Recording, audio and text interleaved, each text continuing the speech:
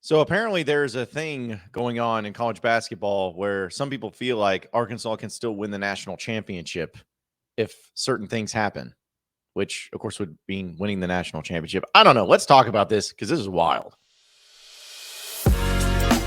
You are Locked On Razorbacks, your daily podcast on the Arkansas Razorbacks, part of the Locked On Podcast Network, your team every day. And welcome into Locked On Razorbacks podcast. I'm your host, John Nabors. I'm also the host of Out of Bounds. You can catch every weekday afternoon from 1 to 4 on 1037 The Buzz and 1037thebuzz.com. Hope everybody's having a wonderful Tuesday. As I went and played golf yesterday, and I think with the weather changing, I started getting some frogs in my throat. So I'm going to power through. If you got to take a swig of water, you'll know why. But yeah, I hate this time of year for that reason. It's amazing how much you realize that you need your voice when you talk for a living.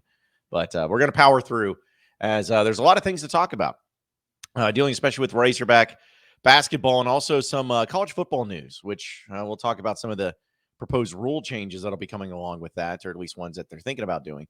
But I wanted to start with something I was reading, of course, when it comes to show prep, if you will.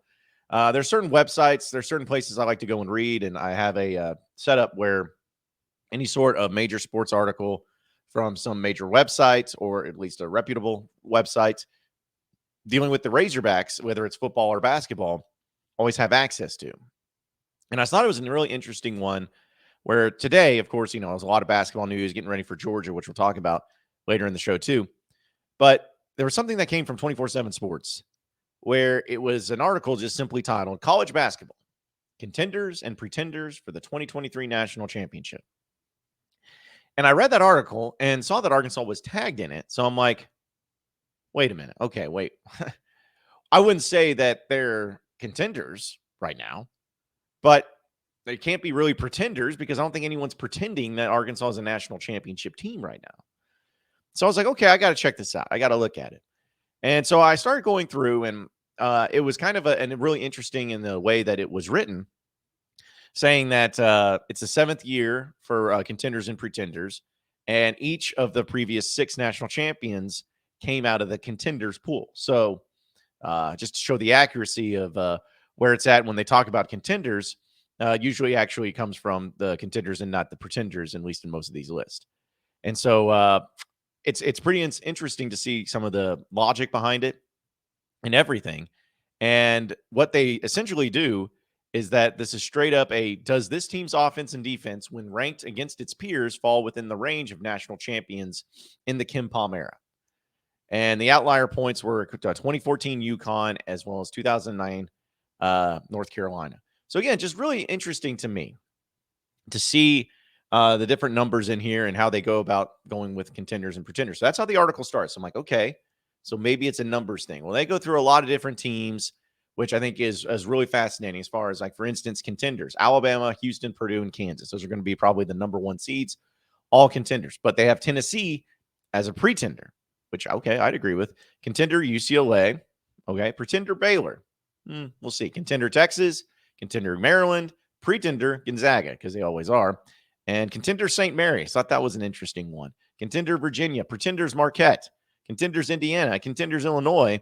But a pretender is Iowa State. Creighton is a contender. TCU is a contender. But pretender is Xavier. So I just started going through this whole list of different ones that they have as far as contenders and pretenders. I kept waiting. Okay, I was like, where's Arkansas at? Where's Arkansas at on this list? Well, I get down to the bottom, and it says in this little category, not contenders yet, but keep an eye on these teams: Arizona, Auburn, Kansas State, Texas A&M, and Arkansas. So Arkansas is there in the list with two other SEC schools, one of which that they beat in Texas A&M, should have beaten them twice. Auburn, as we know how that game went earlier, and then Arkansas. So I started reading the little category where it says each of these five teams fall short of one of the thresholds when it comes to defense and offensively and how it matches up, but are close enough that they can get back into national title caliber range without much imagination. And it talks about Arkansas, where Arkansas has the number 60 offense in the country, which makes the Razorbacks sit just 3 spots below the necessary offensive rank in the Kim Palm era. Also says with Nick Smith Jr. back, it wouldn't be surprised to see that Arkansas up that ranking if not significantly. So essentially, they are just a little bit short of the offensive ranks, but defensively, they're already in the mix. Now, if Arkansas is able to, in these final 4 games of the regular season, go through and be able to up their game and getting into that Ken Palm ranking system where they bust through and offensively they up it to where now they, by logic and by numbers, are officially contenders in the NCAA tournament when it comes to a national championship, probably still not going to bet on them. Probably still not going to go out and say, oh, yeah, this team for sure has got all the makings for a national championship team. But it is pretty incredible to see when you look at those numbers, though, about how wide open it can possibly be when it comes to all things in college basketball and making it to the national championship and winning a national championship, regardless of how high of a seed you are or how big of a favorite you are, whatever it may be. It's all about getting into the tournament and getting some good matchups and getting hot at the right time.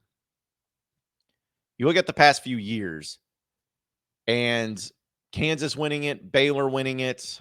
You think about when Villanova won it, North Carolina won it. There's always been those teams that have just kind of come through and played really well. In a lot of cases, there were highly regarded teams, high seeds that ended up winning it. But there have been so many other examples of teams, at least making it into the Final Four, that were pretty low seeds. And in some cases, even making it to a national championship. Always think back to that Kentucky team that was an 8 seed, and they made it to the national championship game. You think about those teams that were Butler, where they weren't exactly the highest of seeds, but made it to the national championship game. You think about, all the Cinderella stories of those teams making it to a Final Four or an Elite 8. That may not have been a very high seed, but like all those things mixed together is the ultimate example of how it doesn't matter what you're doing during the regular season necessarily. You just got to be able to have it all come together at the right time when you get into the NCAA tournament. And with Arkansas and the numbers that they have, and obviously getting Nick Smith more involved and him actually starting now and him putting together some better game plans and being able to be a better player and a better teammate to the team now that he's on the floor a lot more. Those are the things to me that are going to stand out and why this team can actually turn it around and become a contender. Like, what has been the thing that's been missing from this team? Like, if you really think about it, what has been the thing that has been missing from this team so much this year? I think offense has been the biggest problem. You haven't been able to shoot the three very effectively. You haven't been able to score very effectively against certain defenses, against zones. You've had some issues offensively. I don't think anybody's looked at Arkansas's defense and said, well, this is crap. This is terrible. It's been about the offense.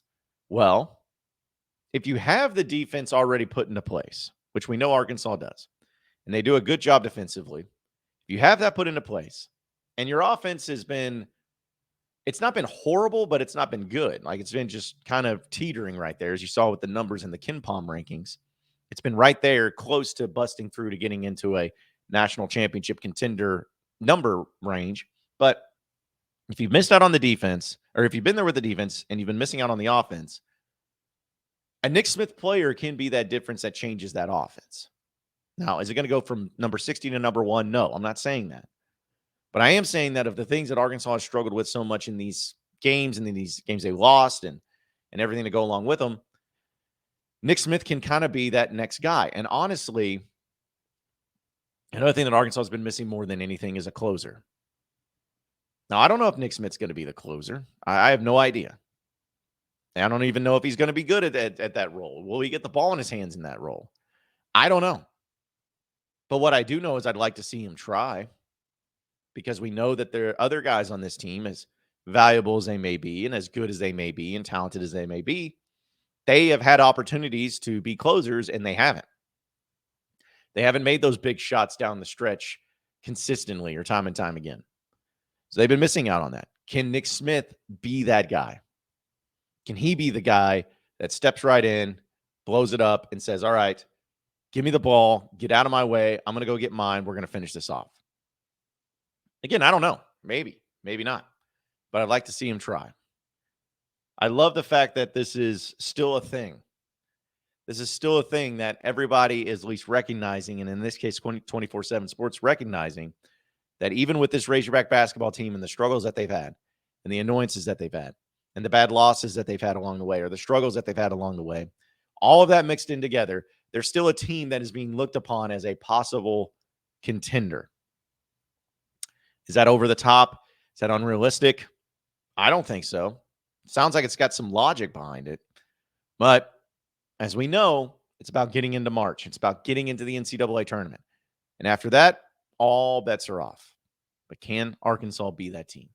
Can they be a contender? Well, I don't like their chances, but I have been proven wrong before, and I would love to be proven wrong again. Folks, if you're looking for delicious treats, but you don't want all the fat and calories, then you got to go for Built Bar.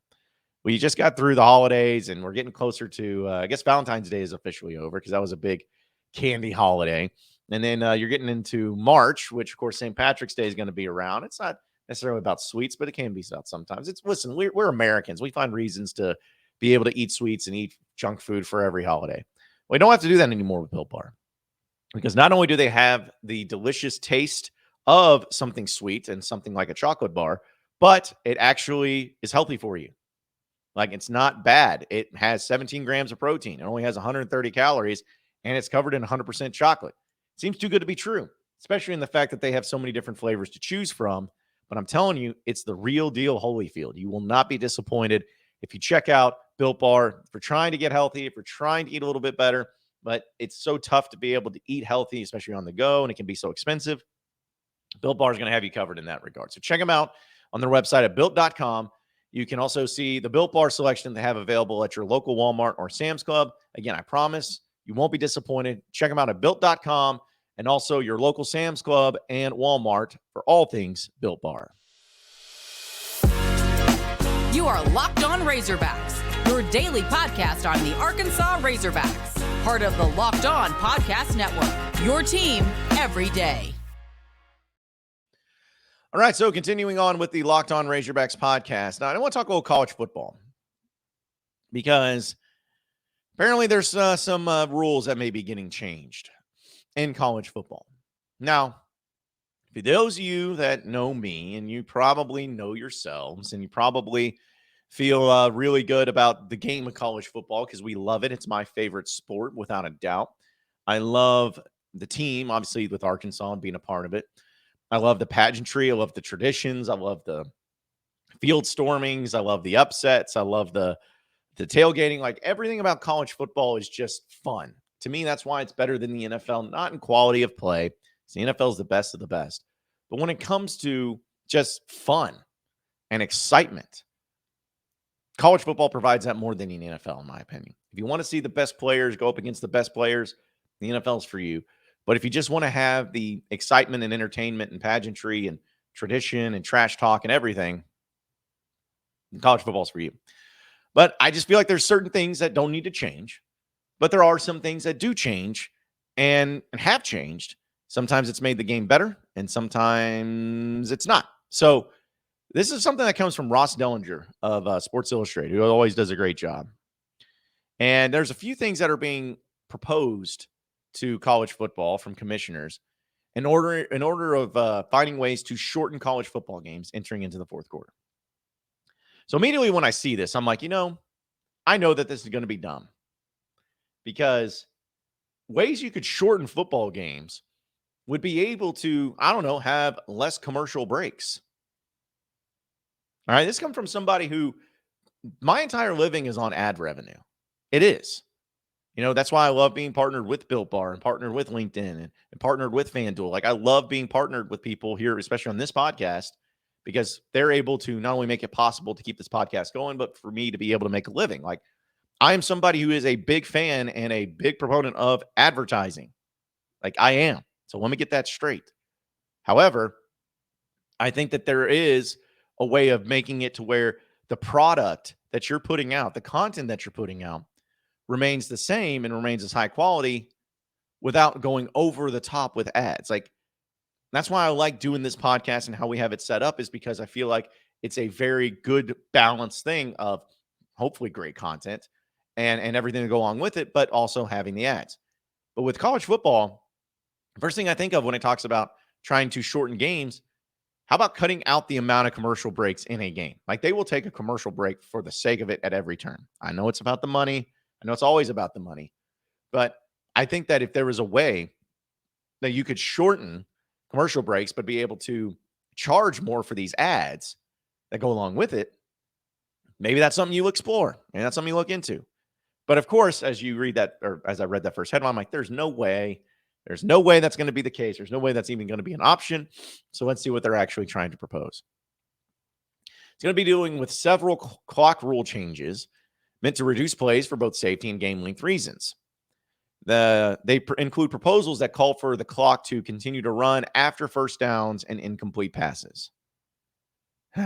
Okay.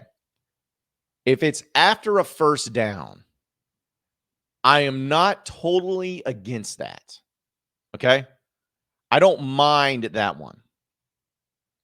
But I don't think it should be something to where it's an incomplete pass that the clock keeps running. So when I saw that, I was like, okay, that's a little, I don't know about that. But the clock running when it's an incomplete pass once the ball is spotted, that I can get down with. But I still like the first down stopping the clock, though, because it doesn't need to be exactly like the NFL. I actually like that college football rule there, too. So apparently they've been also reviewing that prohibiting consecutive timeouts, like icing kickers. I'm for that. Like, you can take that out. I don't think you need to use all 3 timeouts to ice a kicker. That's dumb. And also no longer extending a first or third quarter for an untimed down if the quarter ends on a defensive penalty, which is fine. But it's like, I mean, how many times does that actually happen? And how many times is that actually being the reason why the game is extended? Like, that's, to me, that's not even an issue. That's a non-issue there. But the clock will continue to run and when an offense gains a first down, except for inside the 2 minutes of the first half or in a half. Again, I don't like that. I'd rather just it stay the same there. And of course, the clock will continue to run after an incomplete pass once the ball is spotted for play. I don't have a problem with that one. Like, I know that they say that, at least in the article here from Ross Dellinger, that's the most like controversial one. But to me, I like that one. Stop the clock, and then once the ball is spotted, let's go. I don't have an issue with that. So I don't know why that one would be any sort of controversial, because again, I like that one. I think that would be better. Now, they're going through a lot of the rule changes because they're trying to go with the NFL, in line with the NFL, because they don't allow coaches use back-to-back timeouts. We know that they don't stop the clock after first downs are gained, but they do stop the clock after an incomplete pass. Because that's the thing too, like with the incomplete pass thing, once the ball's spotted, then you got to think about, okay, so what do you do when you spike the ball? Like, how does that work? Again, these are not like official changes. These are just ones that are being proposed. So they're trying to shorten the game.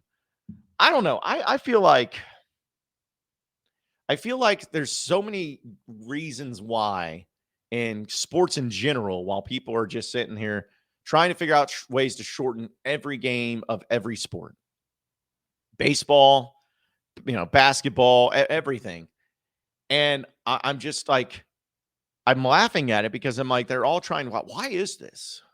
Why is this? Why is it so long? What has happened? What has changed? What could it be that over the past 40 to 50 years, suddenly games on TV have been so much longer? What has happened? Everyone knows why it's the case, but they're not going to change the reasons why it's the case. They're not going to change commercial breaks. They're not going to change the amount of them that they take. They're not going to change any of that because that's money. That's money. But it just cracks me up that they look at it as in such a prism of like, what is it? What is it? What could it be? We all know what it is. But you're not going to change that. So what you're going to try to do is you're going to try to take away from the game itself. You're going to try to change the game itself. And also, how many people complained about the length of college football games? Like, I don't know. I mean, I have felt like college football games, maybe it's just because it's my favorite sport, take as long as you need. Go crazy with it. But maybe there's a lot of people out there that don't want them as long. I think they're fine. Like, it's not like you're just, like, I know there's a lot of college football games out there, but I don't know. I just don't feel like there's any issues. That's a non-issue. Again, I don't think that the length is a problem. And if it is a problem, we know the reasons why. But it's just so funny to me how they're like acting like they don't know, or at least they're acting like it's something else when everybody knows exactly the reason why. So I guess we'll see if that ends up coming. But so most of the rules I'm okay with if they change them. But again, just don't tell me that it's something different when we all know the reason why these games are so long. We'll get a little Arkansas and Georgia preview in the final segment of the Locked On Razorbacks podcast, so stay with us. You are Locked On Razorbacks, your daily podcast on the Arkansas Razorbacks, part of the Locked On Podcast Network, your team every day. All right, so final segment here on the Locked On Razorbacks podcast. Arkansas and Georgia tonight. It looks like, according to FanDuel, Arkansas is a 13.5-point favorite in this game, which is pretty fair. And because Arkansas is, obviously a better team. Georgia's sitting at 16-11 overall, but they are 6-8 inside the SEC. So not too bad. They've had some decent wins, but they got trounced by Alabama. The few things, though, I'm going to be looking for in this game, though, as I was just kind of thinking about, what to deal with Arkansas. It's really about two individuals. It's two individuals for me. Nick Smith and Jalen Graham. No, that's not to say that those are the only two players that matter in this game. I'm not saying that. But what I am saying is that in these games, it's always going to be about Nick Smith and how much he plays and the impact he has. And the reason I add Jalen Graham into the mix is because we saw what he did against Florida and what type of capability that he has offensively.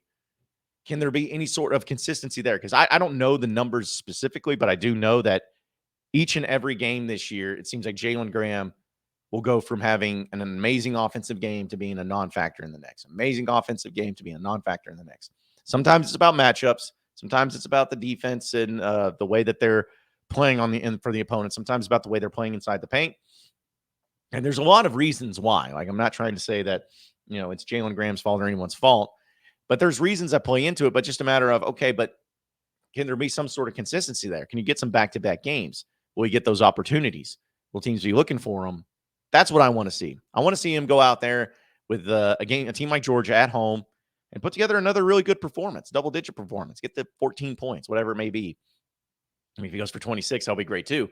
But just continue to get that confidence and work inside and get better on defense. I know that you're at this point in time, you are who you are defensively, but the more he plays some good defense and get some good rebounds, the more Muss is going to play him, especially with his offensive game. So I want to see more of that. And then, of course, Nick Smith is just, can you continue to be the guy? We talked about it earlier in the show. Can he be the guy? Can you continue to be better? Can you continue to develop? Can you continue to be the one that everyone looks to when the game's on the line? I think so. I think that there's a reason why. Again, he's so good. He's one of the top players in the upcoming NBA draft. I want to see more of him. I want to see him start. I want to see him play 30-plus minutes. And I want to see the ball in his hands most of the time, at least on every offensive possession at some point. I want to see him make some plays. We've seen him capable. I think it was against Oklahoma earlier this year. He tore it up. I want to see it again because if he tears it up, he's going to get more confident. The more confident that he has, the more confidence that the coaches have in him, the more confidence the team's going to have, and the more confidence we all will have in his ability to be able to take this team to a next level. So got to take care of business against Georgia. We all know what's on the line. We all know that this final stretch is tough, but you have to win your home games. This is a no excuse, no questions asked, must win. You can't allow this game to be anything other than just a dub for the Razorbacks. You do that, you'll be in good shape. And then you got a tough road game against a team named Alabama, who has to be one of the best teams in the country, coming up later this week. But we'll see how it goes out. Appreciate everybody listening into the Locked On Razorbacks podcast. Be sure to like and subscribe to the podcast on iTunes or on Google Play. You can also get after me on Twitter at BuzzJohnNabors for any questions, comments, concerns that you may have. We'll keep it going from there. Same podcast time, same podcast channel tomorrow afternoon. Have a great day, everybody. We'll see you then.